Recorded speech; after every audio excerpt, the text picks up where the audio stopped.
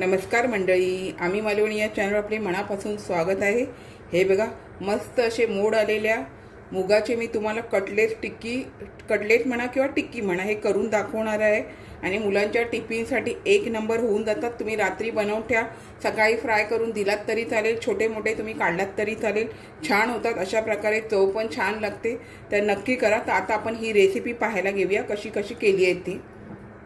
मंडळी, आपल्याला आता मोड आलेल्या मूग डाळीची टिक्की करून दाखवायची आहे। टिक्की म्हणा, तुम्ही कटलेट म्हणा, काही म्हणू शकता। त्यासाठी हे मोड आलेले मूग घेतलेले आहे। तुम्ही कच्चे पण मिक्सरमधून वाटलात तरी चालेल, पण मी ना वाफवून घेणार आहे। त्यामध्ये गाजर पण मी वाफवून घेणार आहे आणि बाकीच्या काय काय गोष्टी घालणार आहे ते व्हिडिओ स्किप न करता पूर्ण पहा। तर आता हे वाफवून घेण्यासाठी मला दुसऱ्या डिशमध्ये काढून घ्यायचे आहे। आता हे बघा, मी स्वच्छ धुवून घेतले, ह्या डिशमध्ये ठेवले आणि गाजर आणि कुकरच्या भाताच्या डब्यावरती मी हे असं एक शिटी काढून घेणार आहे आणि छान उकडून घेणार। म्हणजे जास्त नाही, एक शिटी ह्याची काढली तरी बस होऊन जाते, तर एक शिटी काढून घेते मंडळी। आता हे आपले मूग पण मी चांगले असे, मी जास्त नाही, एकच शिटी काढून घेतली, बस होतं, जास्त उकडत बसायचं नाही। आणि गाजर तर काय पटकन शिजलं जातं। तर आता आपल्या आणि बटाटी पण मी 2 उकडून घेतलेली आहे। खाली बटाटी ठेवली, त्याच्यावरती हे 2 ताट वाफवून घ्यायचे। पाणी न घालता घेतले ना तर त्यातले प्रोटीन्स वगैरे टिकून राहतात। तुम्हाला कच्चं करायचं असेल तरी चालेल, पण मी हे उकडून घेतलेले। आणि आपल्याला थोडंसं असं अशा प्रकारे दाबून घ्यायचं आहे, जास्त असं मेन नाही, जेवढं होईल तेवढं करायचं। तर आता हे मी अशा प्रकारे आधी सर्व दाबून घेते। गाजर आणि हे आधी घेतले ना, आणि नंतर बटाटी आपल्याला त्यामध्ये घालायचं आहे। तर आधी मी सर्व हे गाजर, बघा गाजर पटकन होऊन जातं। तुम्हाला कच्चं करायचं असेल तरी करा, पण तर तुम्हाला लहान मुलांना टिफिनला द्यायचं असेल तर अशा प्रकारे जरी तुम्ही रात्री तयारी करून ठेवलात आणि सकाळी फ्राय करून दिलात मुलांना तरी चालेल। आता हे मी अशा प्रकारे सर्व मॅश करून घेते। तर हे बघा, आपण हे पण मॅश करून घेतलं आहे, जास्त पीठ असं केलेलं नाही आहे। थोडंसं असं खायला असलं ना का चांगलं लागतं। तुम्हाला जास्त पीठ करायचं असेल तर तुम्ही मिक्सरमधून पण हे फिरवून घेतलात तरी चालेल, उकडलेली। आणि आता हे बटाटी पण ह्यामध्ये मी सर्व व्यवस्थित असं मॅश करून घेते। व्यवस्थित बटाटी उकडली ना काय किसायची पण गरज लागत नाही। तर मी आता अशा प्रकारे हे बटाटी पण यामध्ये एकजीव करून घेते। हे बघा, यामध्ये मी आता हे सर्व एकत्र करून घेतलेलं आहे। आता यामध्ये बाकीचे मी काय काय साहित्य घालणार आहे ते नीट बघा। आलं लसूण क्रश करून घेतलेलं आहे ते घालणार आहे। 3 लसणीच्या पाकळ्या, थोडासा आल्याचा तुकडा होता, 1 हिरवी मिरची घेतलेली आहे। लहान मुलांना देत असाल तर मसाला थोडासा घाला, मिरची घालू नका।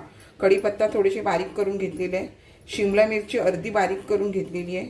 1 छोटा कांदा बारीक करून घेतलेला आहे। थोडीशी हळद,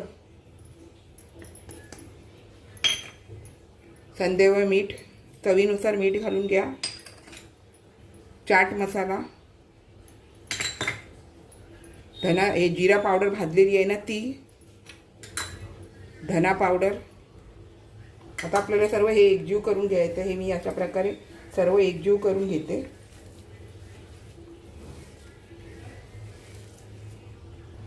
थोडंसं आपल्याला काळ्या मिरी पावडर घालायची, चांगली चव येते त्याने।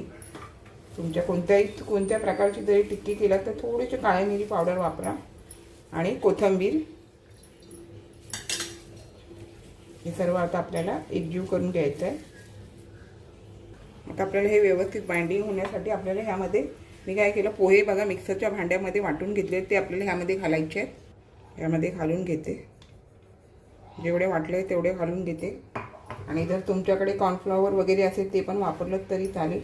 आणि आता आपल्याला हे व्यवस्थित असं मळून घेते। मी आता हे व्यवस्थित मळून घेते। हे बघा, आपण छान असं मळून घेतलेलं आहे। आता हे बाजूला ठेवूया आणि रवा, तांदळाचं पीठ आणि थोडंसं मीठ हे एकजीव करून घेऊया। तुम्हाला नुसते जरी असे फ्राय करून द्यायचे असतील मुलांना टिफिनला तरी चालून जाईल। असं रवा वगैरे लावला तर अजून चांगलं क्रंचीपणा येतो त्याला। तर आता हे आपण मिक्स करून घेतलं आहे। आता तुम्हाला काय आकार द्यायचा आहे, काय करायचं आहे त्यानुसार तुम्हाला या अशा टिक्क्या करून घ्यायचे। टिफिनला द्यायचे असेल तर थोडं लहान लहान करून दिलात तरी चालेल। बघा, मी जितका पोहा वापरलेला ना तेवढ्याच पोह्याच्या ह्याने मस्त असं घट्टपणा आला आहे। अजिबात वाफवून घेतल्यामुळे काय होतं माहिती आहे, ओलसरपणा जास्त राहत नाही। आता हे अशा प्रकारे तुम्ही चौकोनी करा किंवा गोल करा। मुलांना जर टिफिनमध्ये देत असाल तर गोल, चौकोनी काही आकार असेल तरी चालून जाईल।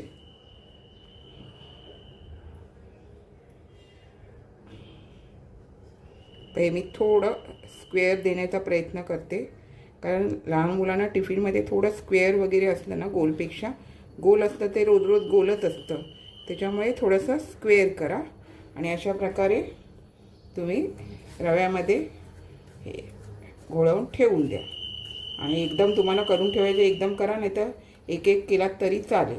तर अशा प्रकारे मी बाकीचे पण करून घेते.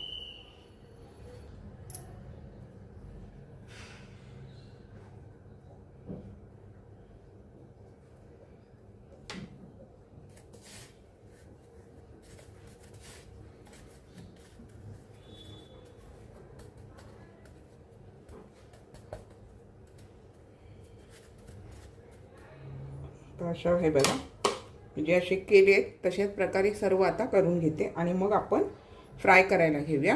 हे बघा, तुम्ही हे अशा प्रकारे पण करू शकता. वेगवेगळे आकार किंवा तुम्ही साचे वगैरे मिळतात ना, त्यामध्ये तुम्ही घालून मुलांना वेगवेगळ्या आकाराचे तुम्ही टिफिनला देऊ शकता. हे आता ट्रायंगलसारखं झालेलं आहे, तेवढं मुलांना आपल्याला बोलता येतं हे ट्रायंगल म्हणजे त्रिकोण, अशा गोष्टी तुम्ही मुलांना करून द्या. तर हे बघा, ट्रायंगल टाईप झालेलं आहे. अशा प्रकारे आपण याचं घोळवून ठेवून देऊ. आता मी करून घेते सर्व. हे बघा मंडळी, आता आपल्या सर्व टिक्क्या करून झालेल्या आहेत. आता फ्राय करायला घेऊया. तर हे बघा, मी वेगवेगळ्या आकारात केलेले आहेत. हे फिशचा आकार पण देण्याचा प्रयत्न केला, म्हणजे तुमच्या मुलं कसं अट्रॅक्शन होऊन टिफिन पूर्ण कंप्लीट करू शकतात.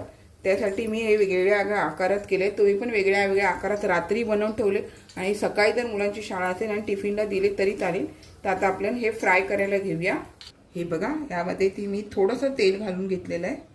तर आपल्याला हे शॅलो फ्राय करून घ्यायचे, कारण आपण हे सगळं वाफवून घेतलेलं आहे, बटाटे उकडलेले आहे, त्यामुळे जास्त काय हे करायचं नाही. फास्ट गॅस नाही, मी बारीक गॅसवरच करते, फास्ट गॅस करायचा नाही आहे. तर आता जेवढे मावतील तेवढे असे फ्राय करून घ्यायचे. तर आता हे मी यामध्ये असे ठेवून घेते.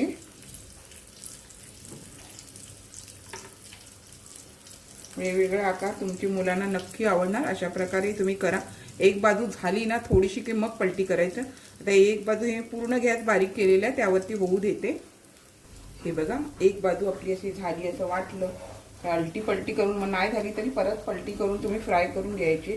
आता ही एक बाजू जरा झालेली आहे, कारण ती मध्ये ठेवलेली आहेत म्हणून, आणि नाहीतर नाही झाली तर परत अलटी पलटी करून तुम्ही फ्राय करून घ्यायचे. कमी तेलामध्ये आपण हे वाफवलेले असल्यामुळे आतला भाग नरम राहणार आणि वरचा भाग शिजला तरी चालून जातो. हे बघा, ह्या साईडचं नंतर घातले ते वापर, मग अलटी पलटी करून फ्राय करून घ्यायचे किंवा जागा चेंज करायची, इकडची जागा इकडे करून असे फ्राय करून घ्यायचे.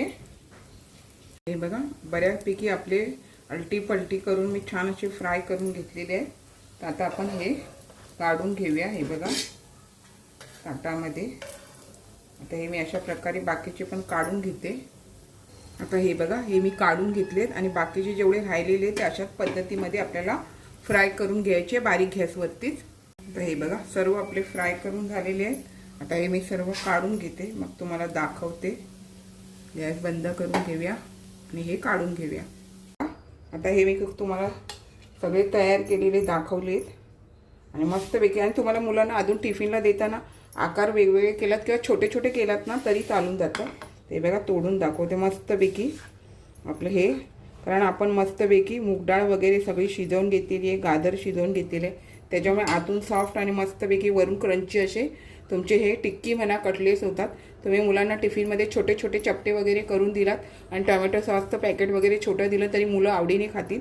तर अशा प्रकारे तुम्ही नक्की करून द्या मुलांना टिफिनसाठी. मंडळी, छान असे मी मोड आलेले मुगाचे आपणास गाजर बटाटी इतर काही साहित्य घालून मस्त असं कटलेट्स म्हणा टिक्की म्हणा करून दाखवलेली आहे.